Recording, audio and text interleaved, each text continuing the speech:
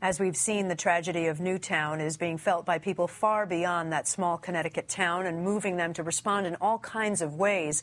For one high school student in California, it was writing a poem about the shootings. But while she says she was just expressing herself and wanted to start a conversation, her school considered what she wrote a threat. That story tonight from NBC's Diana Alviar. They want to hold me back. I run, but still they attack. Courtni Webb writes poems to express her feelings. Some are happy, some are sad. But this poem was considered a threat by her school. I understand the killings in Connecticut. I know why he pulled the trigger.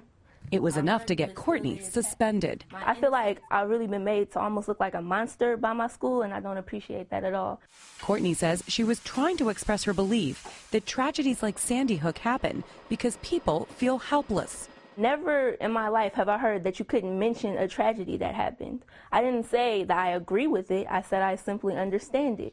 A teacher found the poem in Courtni's personal notebook and turned it over to administrators, who told her stunned mother, Valerie, her daughter had been suspended.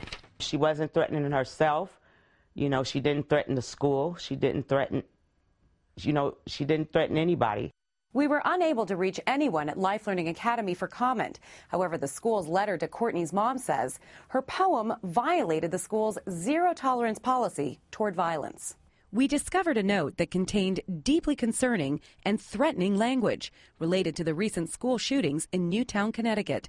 Our concerns are for both the safety of our school community and for Courtni herself.